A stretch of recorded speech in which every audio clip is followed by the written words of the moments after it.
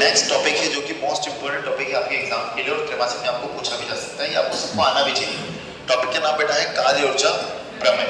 ठीक है, अब जब इसका स्टेटमेंट लिखते हो बेटा, कार्य ऊर्जा प्रमेय का स्टेटमेंट तो आपको याद होना चाहिए कि किसी वस्तु द्वारा किया गया कार्य, किसी वस्तु द्वारा किया गया कार्य गतिज ऊर्जा में परिवर्तन, क्या है बेटा, किसी वस्तु द्वारा किया गया कार्य गतिज ऊर्जा में परिवर्तन के बराबर होता है ना। आप कैसे लिखोगे एग्जाम के अंदर, तो कार्य ऊर्जा प्रमेय के अनुसार किसी वस्तु द्वारा किया गया कार्य उसकी गतिज ऊर्जा में परिवर्तन के बराबर होता है, याद रहेगा।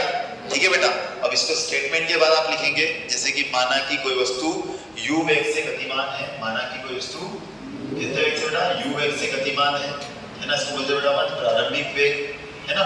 t समय पश्चात बेटा, t समय पश्चात उसका वेग कितना हो जाएगा बेटा, v हो जाएगा, कितना हो जाएगा, v हो जाएगा है ना। यदि वस्तु कितना विस्थापन बनाती है बेटा, s, विस्थापन कितना s, और त्वरण कितना बेटा, a त्वरण। ठीक है, ये सब डाटा आपको थ्योरी के साथ लिखना है अपने 4-5 लाइन के अंदर, अगर आप एमपी बोर्ड एग्जाम दे रहे हो तो। ठीक है, सीबीएसई दे रहे हो तो भी लिखना पड़ेगा है ना। तो देखिए बेटा यहाँ पे ये मेन चीजें आ गई। ओके, अब आते हैं बेटा अपन मेन बात में हमारी कि जो है किस टॉपिक से शुरू करेंगे, तो लिखेंगे सबसे पहले बेटा गति के तृतीय समीकरण से, गति के तृतीय समीकरण से। क्या है बेटा गति का तृतीय समीकरण, v स्क्वायर बराबर u स्क्वायर प्लस as।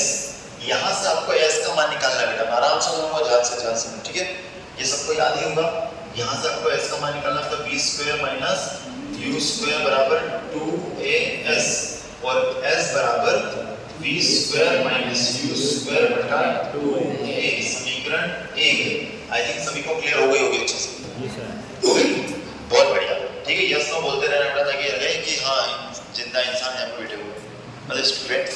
ठीक है, चलिए तो बेटा गति के द्वितीय नियम से बोलो, न्यूटन के, यहाँ न्यूटन की गति के द्वितीय नियम से लिख लेते हैं। द्वितीय नियम, न्यूटन के द्वितीय नियम से क्या था बेटा, आदर बराबर मां, समीकरण 2 है ना। क्लियर बेटा। और क्या है बेटा, कार्य ही ऊर्जा है, ऊर्जा ही कार्य है, मतलब कर्म ही पूजा है और पूजा ही कर्म है। मतलब जब आप काम कर रहे हो ना बेटा, टीचिंग पढ़ाना भी एक पूजा है। जैसे मैं कई बार मंदिर में जाता हूँ तो यहीं पे अपना पूजन कर लेते हैं। देखिए, तो गति का द्वितीय नियम बेटा फादर बराबर मां, एफ बराबर ए में आपका सूत्र बेटा कार्य के सूत्र से, कार्य के सूत्र से। तो कार्य का सूत्र क्या होगा बेटा, एफ बराबर डब्ल्यू बराबर एफ डॉट ए, समीकरण 3। अब आपको कुछ नहीं करना है, आपको पता है आपको क्या करना है बेटा, एफ और एस के मान कहाँ रख देना है, समीकरण 1 और 2 से एफ तथा एस के मान समीकरण 3 में रख देंगे।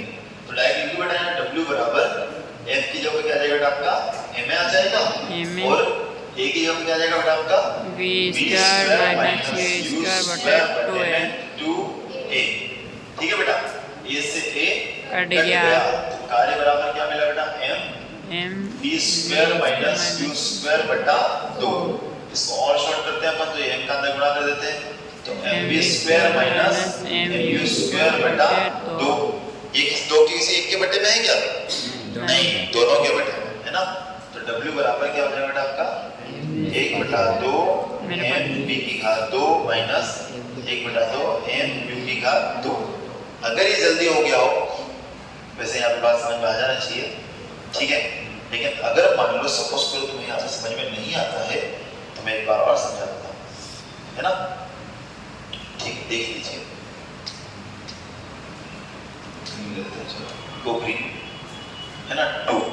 अब देखो कार्य बराबर mv स्क्वायर बटा 2 माइनस mu स्क्वायर बटा 2। अलग अलग करते हैं दो को, फिर क्या करेंगे बेटा, 2 को अपन 1/2 भी लिख सकते हैं। तो कार्य बराबर 1/2 mv की घात 2 माइनस 1/2 mu की घात 2। बेटा देखिए ध्यान समझना है ना, गतिज ऊर्जा को अपन कैसे लिखते हैं बेटा, और ये अंतिम वेग है तो kf मतलब k फाइनल गतिज ऊर्जा, अंतिम गतिज ऊर्जा, और ये बेटा शुरुआती वेग है जिसको कहते हैं k i, मतलब कि w बराबर डेल k गतिज ऊर्जा में परिवर्तन।